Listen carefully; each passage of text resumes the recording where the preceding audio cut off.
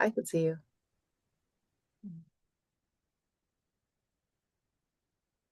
Okay. Hello, everyone. My name is Allison Daigle, and I'm the Executive Director of the Autism Alliance. I will be moderating our guest speaker this evening. Joining me is my colleague, Amy Turner. We are also working with our fantastic ASL interpreters, Rain and Rainey. Thank you all for being here with us tonight. We will be recording tonight's presentation. You may have your video on or off during the presentation. Please stay mute when not speaking. To make this presentation accessible, we'll be using the spotlight feature. There are two ways to participate. Use the hand raising feature located under participants, and when called on, you can unmute yourself and turn on your video. You can also use the chat feature, and I will read them. Live captioning is available. To turn on captioning, select the option at the bottom of your Zoom screen. We will take questions at the end of the presentation, and the program is scheduled from 6:30 to 7:30 p.m.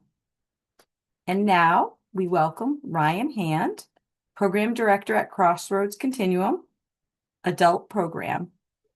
Ryan will be presenting Preparing Students for Adulthood, Strategies for Successful Transitions. In this presentation, Ryan will discuss how to create an IEP focused on transitioning into adulthood and highlight the key skills needed for adult programs. I hope you enjoy the evening, and I will now turn it over to Ryan. You're on mute, though. There you Hello, everyone. go. I'm new to Zoom, right? So I appreciate that intro. Thank you so much.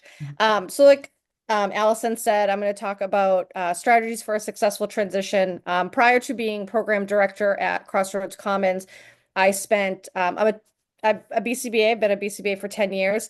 And prior to that, and in conjunction with that, I was the transition coordinator for our school program and the BCBA for the transition age students. So I've seen a lot of adult programming. I've developed a lot of IEPs for transition, and I can say that my first IEP for a transition student, I thought was great. I learned a lot. I learned from visiting adult programs, and so I'm hoping to share kind of the things I've learned and the things running an adult program, what are really helpful for our IEPs. All right. So before we begin, I think it's really important that the presentation really reflects the realities of the current adult service system. And we all can agree that it has its gaps, its limitations, but the goal is really just to help families navigate in what it exists now. We do need to advocate for change, but we have to prepare for the system we have. So please know that I know that this is not a perfect system. I'm not saying it is perfect. I'm not saying we don't need to make changes, but it's just the system that we have now. So before I begin, I want to talk a little bit about the difference between adult service funding and school service funding. So school service funding is, pre to 22. It's an entitlement under the federal law, which means your town has to provide a free and appropriate education from 22 below. So you can't not have a school. They have to find a placement. So maybe your child's in public school, maybe they're in out of district. In adult services, it's different. It's based on eligibility, funding levels, and availability, which means you have to apply. Your funding level could be different, and you might not be eligible for all the services that you are eligible for as a child. Services are managed to state agencies like the Department of Developmental Services and Mass Ability. This presentation will really focus on the Department of Developmental Services. Mass Ability is the new name for Mass Rehab, and they focus a lot on vocational. And while that is something that some of our over 22 use, this is going to be really focused on the Department of Developmental Services. Each person is then assigned a funding tier or a funding level, which really determines their service options. So what is also really important to understand is every DDS office does it differently. Again, not the best system, but that's what happens. So you may have a friend that says, oh, I was able to get this through DDS, but you guys may be in different area offices. Your child may have different funding, so nothing is guaranteed. And that is a huge disappointment. So while your families and your friends are your best resources, and I stand by that, I go to families when I'm looking for other families, doctor's appointments, psychiatrists. I always reach out to families. Be prepared that you might not always get the same thing. So I'm going to go over a little bit of the transition age timeline. Um, Now, obviously, I can't see everyone on the screen. I also don't know where you are in this transition process. So some of this might be repetitive, some of this might be brand new. What I also don't want in this presentation, because transition can be really hard, is the shoulda, coulda, wouldas, right? I don't want people leaving here feeling like, oh, I didn't prepare my kid, or I should have done this, I could have done this differently. And I know you may have that as parents, that happens, but try not to do that to yourselves. I want people leaving here feeling empowered and say, like, I can make a difference. I know what to look for now. Because if you guys are here tonight, you're all doing the right thing. So transition timeline. So age 14 begins the transition process in public school. And that's the year your kid turns 14 within the IEP year. So initiate transition planning. So you start by adding post-secondary goals, whether that be employment, independent living skills.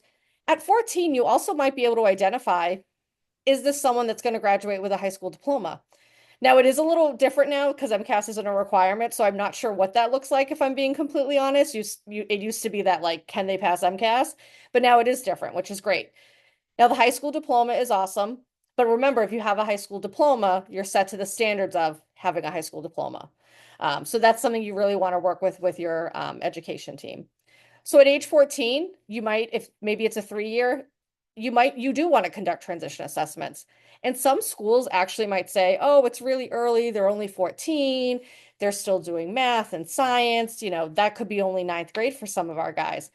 But it's still important to identify their strengths, their interests, and it helps guide planning. Because you may be able to identify right away that they have a real strength in reading and they actually love animals. So like you could start building a transition plan or maybe something they want to do when they're older that involves that. So ages 15 to 17, apply for a Mass State ID. It makes things a lot easier. Make an appointment with the local DMV. I highly recommend AAA. My families go there. They say it's really easy. They make it really fast. Number one thing, your child's turning 17. You want to send out that Chapter 688 referral. So a Chapter 688 referral notifies any adult agency that you are going to be potentially needing services. And what that means is they start putting money aside for you. If you turn 22 and you get approved for DDS services, but you never sent in the Chapter 688, they will not have put money aside for you and you might not get funding. So the 688 is really important. You'll hear it as just the 688. So again, you really want to send that out as soon as possible. And then the IEP is really starting to build for daily living, communication, self-advocacy, and behavioral regulation skills. At 15 to 17, you're hitting puberty, right? So that alone can be a tough time. But you really want to think, what is the future hold? Is my kid going to live on their own? Maybe not at 18, maybe not at 22, but could they live at home forever? Could they live on their own at 35? Okay, so you know what? They don't know how to cook any meals by themselves. I'm cooking all their meals, but yet their 15-year-old brother can cook a handful of meals. Maybe it's time to teach my child who may have autism or an intellectual disability to start cooking. Again, it's really important that you want to teach them where they're at, right? So maybe someone who hasn't cooked at all, you're not going to be like, okay, here's a knife, we're gonna cook steak tonight. But you may start simple with, you're gonna put together a salad. I put all the pieces that you need on the table and you're just gonna make it yourself. Communication at 15, 17, you really want to make sure the communication skills are strong. You want to make sure they can advocate for themselves and you want to make sure they can control their behavior. And we'll go into more detail on all of these as the slides go on. We're just going to take 1 second in between the slides, okay, Ryan? Yep. Thank you. No, it's fine. Just going to take a little break in between them. Thank you so much.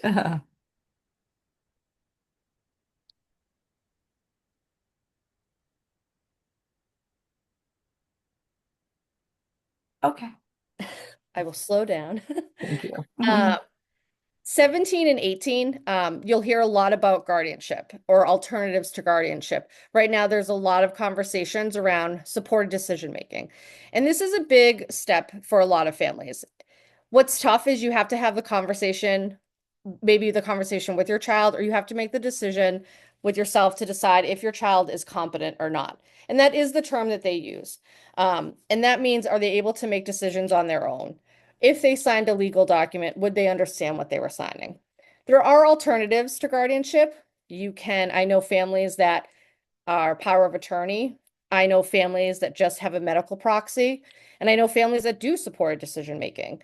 So maybe you have a child that's on the cusp but can make some good decisions and can make decisions on their own, but they definitely need support of the family or their friends to make sure they're thinking the decisions through, all the pros and the cons. So maybe supported decision making is best for you.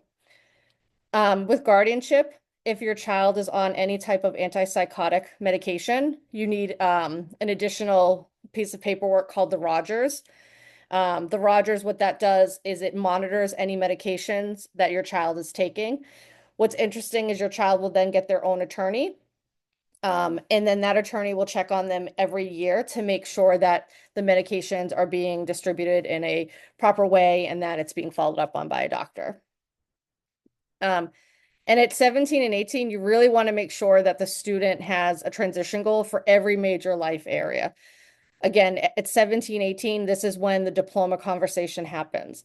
Do you want to defer the diploma? Is your child going to get a diploma? Maybe you know they're going to stay with services till 22. You can defer your diploma and stay till 22. You can get your diploma and say, I still need services till 22 in your public school. A lot of public schools have transition age programs right now. So again, you talk to your education team about what's best.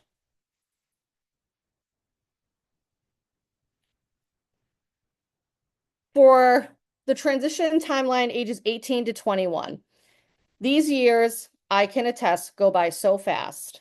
As someone who has been with clients since they were 10 years old, then all of a sudden they're 21, it happens in a flash, and I can't even imagine being their parents. So this time goes by fast, 18 to 21. This is when you're really building on skills that they already have. So you're building skills for daily living, the communication, the behavioral regulation. You're exploring day and employment programs. Now, if your child's 18, it does not make sense for you to go explore a day program necessarily because it might not be the same day program when they turn 21. You can, but just be aware that it might not be the same. It's really important to talk to if there's transition coordinators in your school to see what they think about different programs. And then this is also when you're finalizing guardianship and legal supports. Now, it does happen that guardianship, you might not get it at 18. Courts take a really long time. The paperwork takes some time. That's okay. The number one thing you then want to do is get medical proxy. So that way you're able to make any decisions for your child medically. Um, a little fun fact, any dental work is considered cosmetic. So if you don't have medical proxy, you absolutely will not be able to get into a dentist unless it's like a family dentist that maybe they let you slide in, but they actually are not supposed to. But most doctors will see you. Um, yep. And then at 21, that's when you're going to visit adult programs. And if their residential is something that you or your family are looking for, you would work with DDS at that time. At at 18, 19 years old, you'll also apply to DDS. That takes about a year to get accepted or not.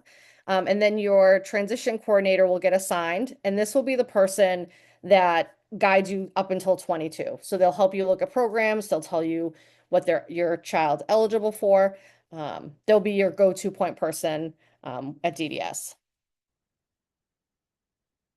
So when looking at adult programs, um, when I look at packets, there's two red flags that I look for. And again, this presentation, it's really important that we're really honest. One-to-one staffing ratios at 21, 22, that's tough. In the adult service world, one-to-one is just not something that's going to happen. My program, we are grouped 1 to 3, 1 to 4, 1 to 5. That's even with profound autism in our program. And then also any type of limited community access, limited leisure, limited vocational skills. It's really important that our clients and our children are in the community. They're part of the fabric of the community. They're going food shopping, they're going bowling, they're going to activities that they enjoy, they're going swimming.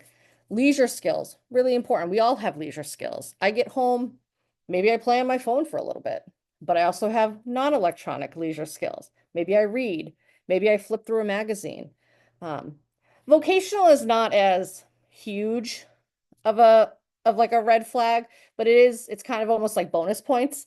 I would say is if your child has gone to an external voc site or they are doing vocational work in school, I think that's really important.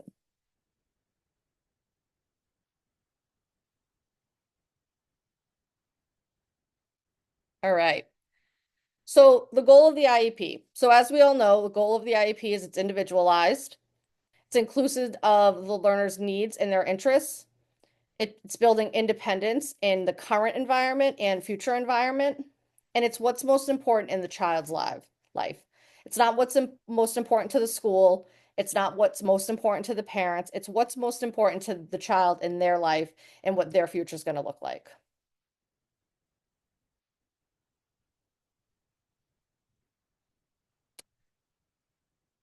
Um, so we have 10 adaptive skills, self-care and hygiene. So these are really important to think about. Um, I am so sorry. Can I slide off for a second? My computer is frozen on my end. I'm so sorry.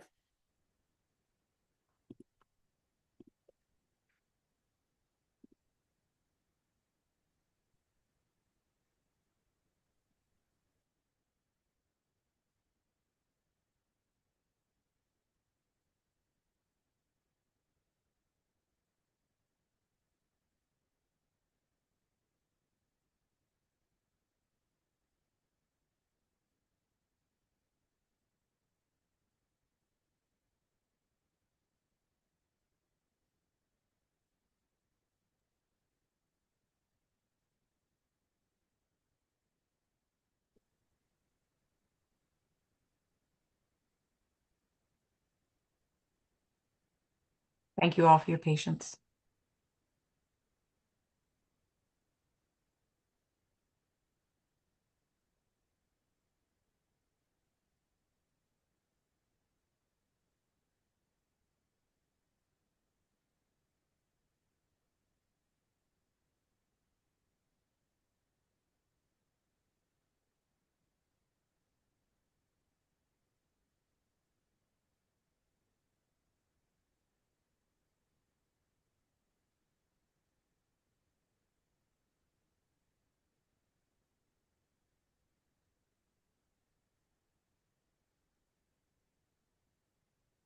Oh, sorry. Okay. My computer froze and like did all sorts of weird things. Okay. We Um, all all good right. now? Yep, we are good. Can you see the screen now? Yeah. Yeah. Great. All right. So, one thing I do want to highlight, is independence with profound autism. You're going to hear me say a lot. We really want our clients and our students to be independent. Independent looks differently with everyone. So independence isn't doing everything alone. It's doing as much as you can with the least support needed. So your child may not be able to tie their shoes, but they can put their shoes on independently, right? So it's really important to have them do that every day. So then you help tie them. They're still, I would consider that independently putting their shoes on. Um, the goal is not less support when we're talking about independence. It's more access, more choice, and more self-direction and using natural supports. And participation in the activity that you're doing, even if you need support, but you're allowing that support, that's independence.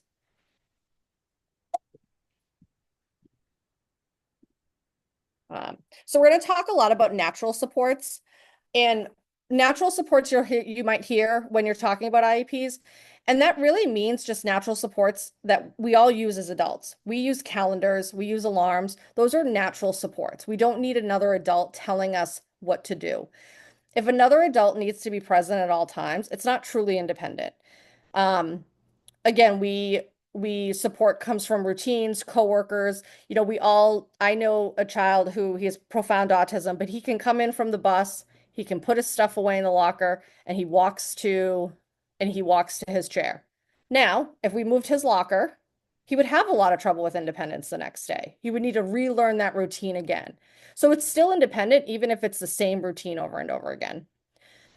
But when adults constantly step in, the person may stop trying, they may stop noticing cues to continue, or they may become dependent on prompting, and that's really dangerous because you don't want a kid that's prompt dependent because then they're not doing anything independent and they're always waiting for that adult to step in. Think about it as we're not taking away supports, we're shifting how we use them and how they're delivered. Again, you want to take the human factor out as much as possible. So fading the one-to-one, again, really important. We really want to fade that one-to-one. My recommendation is always as soon as a one-to-one is put in place. So you may at 5 years old have gotten a one-to-one. That one-to-one we should practice fading that as soon as possible. So at 14, 15, you really want to be having those conversations on the IEP. How are we fading the one-to-one? What is that looking like? Is that one-to-one? Are they standing next to them? Are they 6 feet away during group activities? Again, there's different ways to fade them, and you can make it personal. So creating IEP goals. So this may feel a little like, well, I'm not a teacher, I'm not creating the IEP goals. Isn't that someone else's job? I want you to feel empowered when you're going into your IEP to say, hey, why was it written like this? Hey, this doesn't look like this is going to generalize anywhere. Hey, I don't know if this IEP goal makes sense. How are we going to track it? Because some schools are really good at writing IEP goals and some struggle. So it's important for you guys to be empowered and know how to read the IEP goals and make those edits. So we're going to go through the what, the why, the how, the when, the where, and with whom. So what? So when you write the IEP, Just just want yep. to pause for a sec between the slides, thanks, so that they can catch up, okay? So the what, you really want to define that specific skill the learner's working on. So it should be observable and measurable, and you don't want terms like improve, understand, participate more. Understand is one of my favorites, and you see it a lot in an IEP. The student will demonstrate understanding of X, Y, and Z. Now, when the teacher writes that, they may know that to demonstrate understanding of washing their hands, they mean getting the soap, washing their hands, drying their hands by themselves. But put that in the IEP. Say, X student will display the skills of washing their hand, putting soap on their hand, putting it under running water independently. Again, because you really want to understand what is that skill going to target. Participate more. What's their baseline? So it could say increase from 15 minutes from baseline, and then baseline should be in there. So okay, the goal is a total of 30 minutes. So you have some examples right here. So using the bathroom with verbal reminders, 80% of opportunities. And that's great too. When it says opportunities, that's really important, not reminders 80% of the time. Because if they only have 2 opportunities to go to the bathroom, that's okay. Because you're going to measure 80% out of those 2 opportunities. Sometimes programs will say 3 out of 5 opportunities, but then you can't really take that data unless they've done it 5 times. And believe it or not, I have seen use the bathroom with 50% accuracy 3 out of 5 times. Well, we don't know if the child's going to use the bathroom 5 times in a row. Completing a 3-step task with no more than one prompt. This is a great goal because it's very general, but yet specific. So it says completing a 3-step task. You can then put any 3-step task throughout the year into this IEP. So you could say the 3-step task is folding laundry. It could be sweeping their bedroom. It could be putting the dishes away. Again, any 3-step task.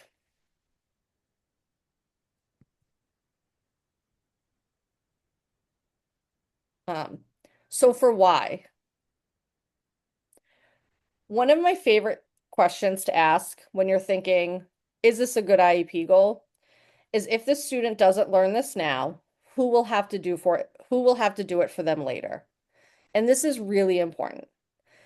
Again, it looks different for everyone, and every parent has the right to not have to do every single thing for their child.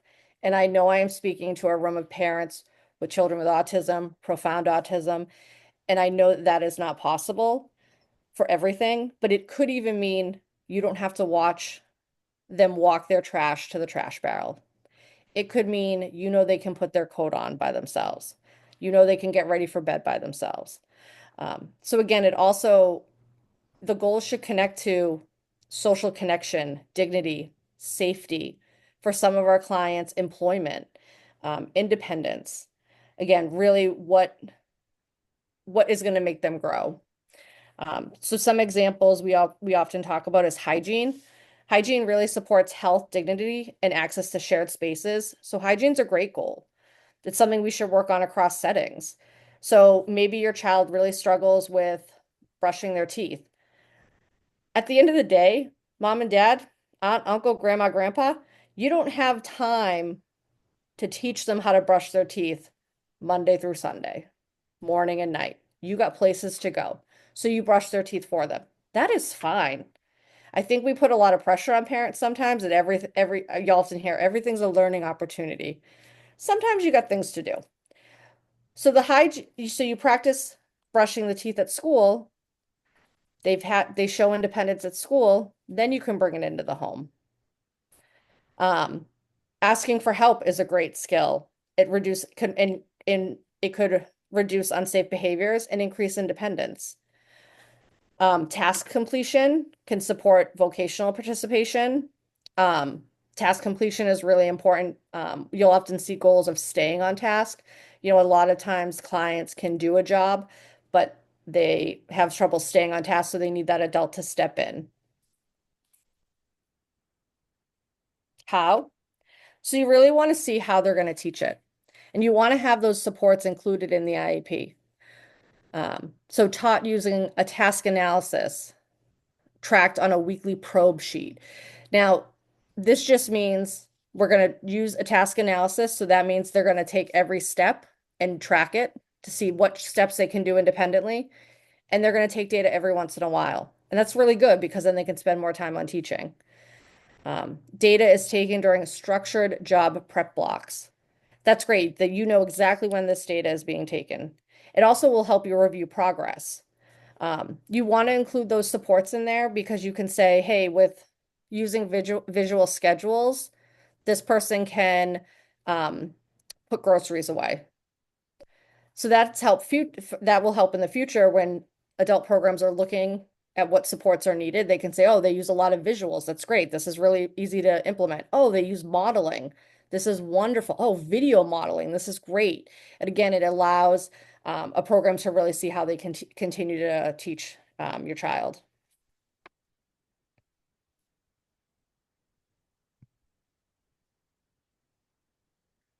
One is also really important because you want to identify daily opportunities when the skill can be taught.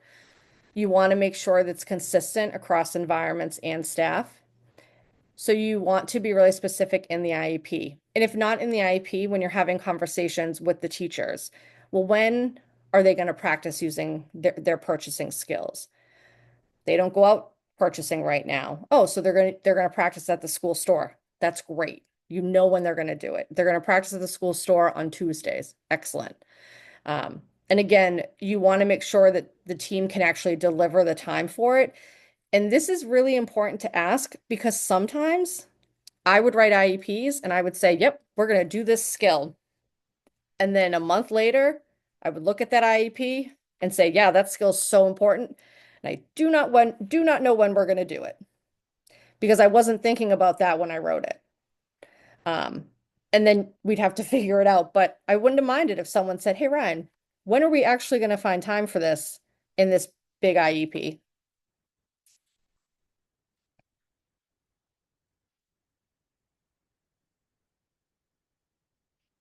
So where? Where is also very important. We really want skills to generalize. It's not okay if a student can only write their name when they're in OT. They have to be able to, you want that, if they have that skill set, you want that to generalize. So you want them to be able to write their name in the classroom. You want them to be able to write their name with a pencil, with a marker, on construction paper, on regular paper. Um, so you want to know where the skill, if you're teaching a skill, you want it to be used in the natural environment. Um, oh, my kid can identify a grocery order using a checklist in the fake kitchen or the fake grocery store we have in class. That's great, but we need to take that out into the community. We need to generalize it. You know, good IEPs prepare students to succeed somewhere else, not just in school. I think that's a really powerful statement, and that's what you really want to think about when you're writing the IEP, is not how is this going to serve them at school, but how is this going to serve them outside of school, and with whom. This is really important. Sometimes you might hear from a teacher, oh, Billy goes shopping with Sally, staff Sally, every Tuesday. That's who takes Billy shopping. It's Sally. Okay. So Billy can go shopping independently with Sally. And you might say, okay, well, can Billy go with Thomas independently? Oh, he struggles with Thomas. So we've been setting him with Sally. Well, that's not great because Sally's not always going to be around. So you want to make sure that these skills that are being built can be done across multiple staff. About, you'll often hear, oh, they can communicate really well, but if you don't know them, you might not understand what they're saying. Okay, that does happen. But so how can we set that child up for success in communicating with people that are new to them? Is that adding a communication device? Is it adding visuals for them? Again, you want these skills to generalize across people as well as settings.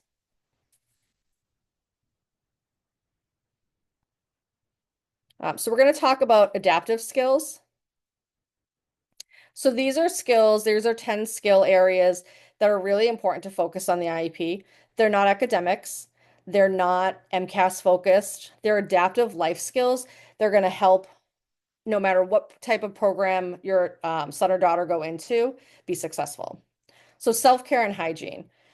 So all of this is really important. Toileting, bathing, brushing teeth, wearing deodorant, menstrual care. Menstrual care, I always suggest to families, sometimes females can get their period around 12, 13, 10, 11. You want to start practicing wearing a pad at 5 because their body's going to be going through a lot of changing, and you don't want to have to worry about getting them used to wearing a pad while they already have their period. That's a lot to ask of them. So again, always think what can be done ahead of time. Wearing deodorant. Maybe it's teaching them at way younger than 13. If you decide at 13, I think my kid's going to wear deodorant, you might start practicing earlier. Keeping your hands, your face, and your clothes clean. Again, these also focus on client dignity. And it'll give them access to way more community outings and way more opportunities if they're able to have great self-care and hygiene. Dressing. So again, these are just some examples. Pulling up pants after using the bathroom, putting on a sweatshirt at school, choosing weather appropriate clothes, dressing with only verbal reminders instead of physical help. So this kind of goes back to, I think dressing and self-care and hygiene really go back to if the child can't do it on their own, who's going to do it for them? We all know that people with disabilities are at risk for abuse. They're abused at a higher rate. They don't report it. So we want to limit the amount of people that see them in the shower while they're dressing. So any type of independence you can get in this is so important. I had a client for a very long time where we're teaching him, really wanted to get him to shower independently, and he was struggling. He was 19. We have been working on it since he was about 16, and he was really struggling. He could not we could not, as a staff member or as parents, they could not leave the shower because he would not do anything. And as the BCBA, I was really focused on him being able to do it completely independent. And then mom pointed out that she can actually stand at the door and just verbally tell him what to do. She can say, get the soap, put it on your head, wash your hair, and he would do it. Wash under your arms, he would do it. Wash your legs, he would do it.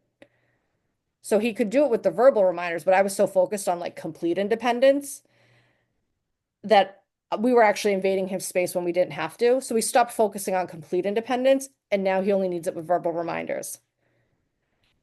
We can just record something that gives him those verbal reminders. He presses play before he showers, and now he's showering independently.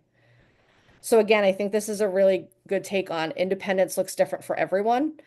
Um, Bathroom use. Some of our kids might need support in the bathroom, but there are certain areas that they can do on their own. I work with a young woman right now. She can go into the bathroom independently. She can pull her pants down. She can use the bathroom. She only needs help pulling her pants up. We let her do everything independent until that step she needs help, and then we leave the bathroom. She can wash her hands on her own. She can do everything else. So again, giving that independence where they're able to have it. Health and safety, really important. Number one, um, avoiding hazards, recognizing them, staying with the group. Staying with the group is huge. Um, if you can stay with the group, I'm telling you right now, when I look at a packet, I'm like, whoo, you're gonna stay with me? That's great. Self-preservation, personal safety. Something you might hear, I'll hear often or not is, oh, this student bolts, which means, they're leaving the area they're supposed to be in. They run away from staff, but we know where they're going. I mean, it's good that we know where they're going, but it's also dangerous that they're leaving staff, especially in a group setting like adult programs, because they don't have a one-to-one to chase after them. So if you think about it, safety could be they stay with the group, responding to their own name. That's a huge safety skill, responding to the word stop. So again, thinking of what are ways that I can keep my child safe? I can make sure that they are semi-independent when in a group. Mealtime. Mealtime, using utensils. It's it's so our clients can be independent eating on their own. Sitting at a table for a duration of the meal, chewing and swallowing safely, cleaning up after meals, basic table manners. This also just makes people want to eat around you, right? So you could eat in a break room, you could eat at a restaurant with your peers. Chewing and swallowing safety really shows that you can be in a group because a staff member doesn't have to sit next to you while you eat. Let's wait one Social, second. Let's wait one second.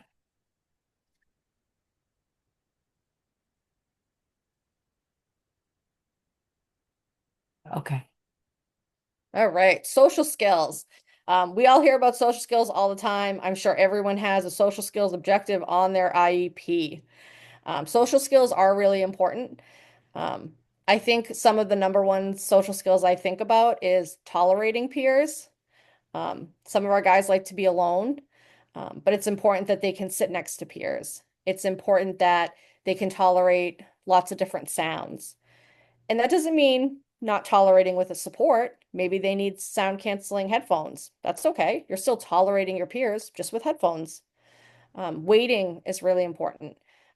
Not everything comes as fast as you want it to come, and you have to wait in a lot of different situations. Sitting in a group is really important in adult programming. Um, it's really hard to have someone sit by themselves. The expectation is that you're able to sit in a group. Group leisure, is it a number one thing? No, but it is nice if you can play games with your friends. We have the culture in my program is everyone loves Uno. Not everyone can play Uno, but we have clients that just like to sit and watch, and that's great. They enjoy being around the peers. And community engagement. Community engagement is really important to live a fulfilling life. We want our kids to be able to visit grandma and grandpa. We want them to be able to go to the park and walk around. We want them to be able to participate in maybe group leisure in the community. We want them to be able to go to maybe a Woo Sox game. We want them to be able to go to maybe their brother's soccer game. So again, the waiting, sitting in a group leisure, this also translates to community engagement. Wait, 1 second.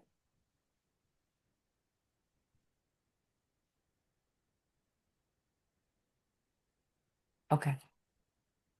Um, so self-management is really just kind of a fancy word for behaviors, for challenging behaviors. Challenging behaviors, we really want at 21, 22 for our clients to be able to self-soothe, accept help in managing them.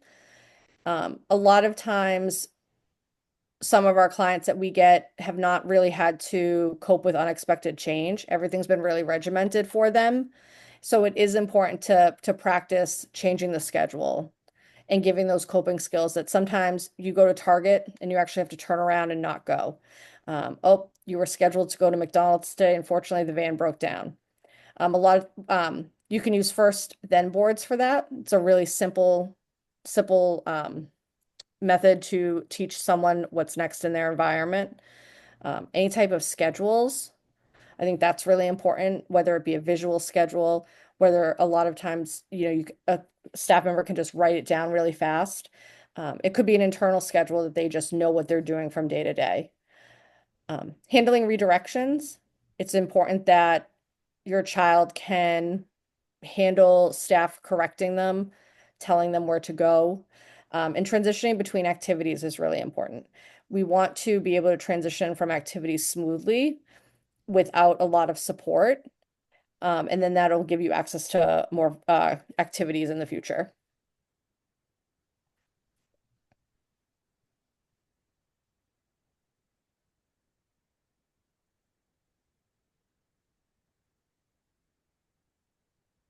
Um, so um, leisure and recreation is really important in adult services because there is more downtime. So it's important that the clients can entertain themselves, whether after being set up with staff or they can do it themselves. So it is important, it could be watching videos with headphones. It could be selecting activities from a photo. I really, really stress that everyone comes in with some type of non-electronic activity. And that's something you really want to focus on the IEP. With electronics and the internet being such a huge part of a lot of our kids' lives, the internet goes down. And I can tell you right now, when the internet goes down in my program, it's a little chaos because not all our guys have that skill to manage life without the internet. So we focus on gaining the skill of non-electronic activities. And the wider the variety of leisure and recreation activities, the better. And if someone doesn't have the skill, the openness and willingness to learn new skills is really important. Communication. Obviously, we want our guys to be able to communicate to us. We want them to be able to tell us that they want to do something, that they don't want to do something. We teach a lot of compliance, especially if your child's had ABA their whole life. We teach a lot of compliance. And being able to make choices is really, really important. And I will be honest, I did not teach that enough when I was writing IEPs 5, 6, 7 years ago, because I thought, oh, that'll naturally happen in the environment. But it really doesn't in a school setting a lot because maybe they have a schedule that at 10 a.m. it's math, 10:30 it's science, 11 o'clock it's lunch. The schedule is already out for them and there isn't a lot of choice. So really putting it in the IEP, they are able to make choices. They're able to say no. They can request items that they need. It's really painful when you can see a child trying to figure out how to request something or how to identify what they need because it can lead to more challenging behaviors. And then again, generalization, so they can ask these things amongst all staff. So I think in the end, really, IEPs, they build real world skills. Again, fading that one-to-one, using natural supports, and independence. So independence, again, looks different for everyone. So every little bit of independence counts. So really highlighting your child's strengths and where you think they can work on independence within their IEP is the most important. That's it. I apologize for going so fast. I was trying.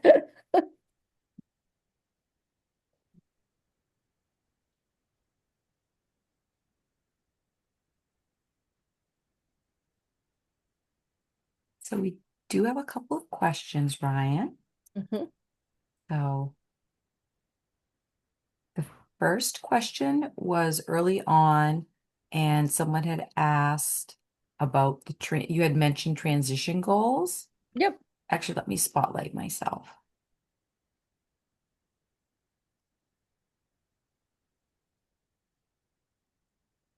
I can do it. So the question was, you had mentioned that it was important for transition goals for life, and the person wanted to know if you had any examples of major life areas or goals. Yeah, that's a great question. So I think really looking at the 10 adaptive skills, I think those are huge life areas, right? Those are the areas that um, it gives us access to the community. I always think without those adaptive skills, our kids' worlds can be really small, and we really want to expand that. And so with those skills, you're able to do that. So the example is hygiene. If they have poor hygiene, they may not be able to go to the movies. They may not be able to go to the water park. So then they're stuck inside. So again, even teaching them a little bit of independence or the acceptance of help with hygiene skills opens that world a little bit bigger. Self-regulation. It is not natural for us to say, I don't want my kid to get frustrated. I don't want them to get angry. We all get frustrated and angry. That's not what we want. We want them to learn how to manage that, whether it be by themselves or with support. And I think that's the hardest thing too, is when some of our kids need someone to step in when they're upset. So you want to practice that, and you want to practice that outside of being upset. Example I have is I have a student, he's 23. I've been with him since he was 10. And he was 10 or 11. He had a lot of dangerous, challenging behaviors. He would headbang to the floor. He would be aggressive.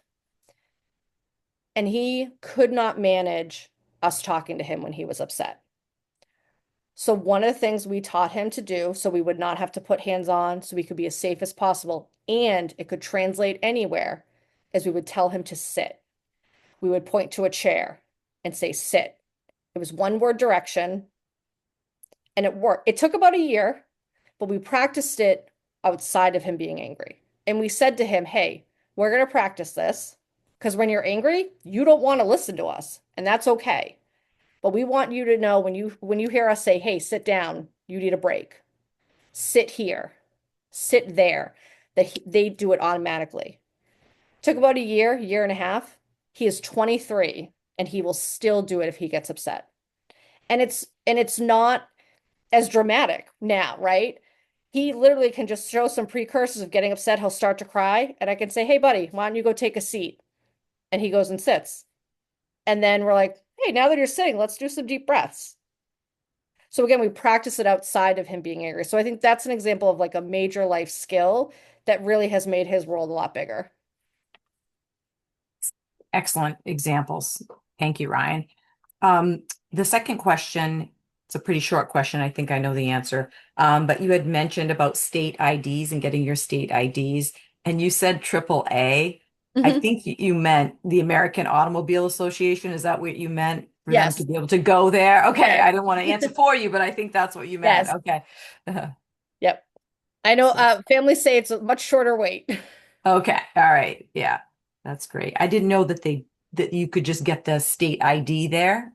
Yes, I I've had families get that. Yeah. That's excellent. That's great. That's great information.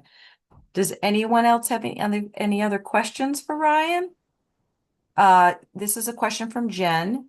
Do Mhm. most IEP goals with the ISP, let's see, Like continue, like travel. do most IEP goals continue with the ISP? They do not. So once the student graduates, the IEP is no longer required. Um, ISP is a little bit different and also similar as an IEP. So an ISP, because it is for someone who's 22 all the way up to 99, it focuses on a lot of different things. It focuses on your bank account. It focuses on, I will tell everyone right now, it focuses on a burial plan. That's always kind of a shock because our guys are young. We're not thinking about that. It focuses on doctor's appointments. It's making sure you're getting all kind of that health checked off. And then it talks about, because this ISP is really about the client. What do you want someone to know about when they're working with you? What are their strengths? What are areas that they're working on? And when it comes to goals, programs pick one or two goals. It's not like an IEP where there's 10, 15 goal areas. It's one or two. So it is a lot smaller. But what is nice is, unlike an IEP, if I decide with a family, hey, I would like to add communication as a goal area. We're really having trouble communicating. We're going to put in a new PEX board, but I'm going to put it as an ISP goal. We don't need to have like 8 meetings about it. I can just call everyone and say, hey, we're going to add this. Is everyone cool with it? So it's a little bit more flexible, but it doesn't necessarily follow everything. So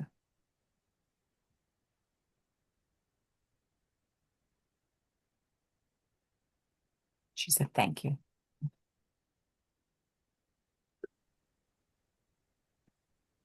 So Christy says she has a question.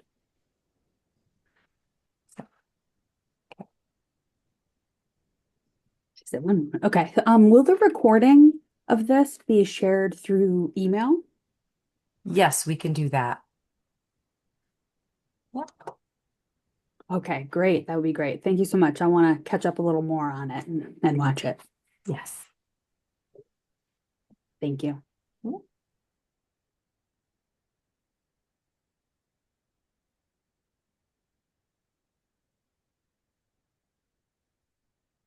Okay.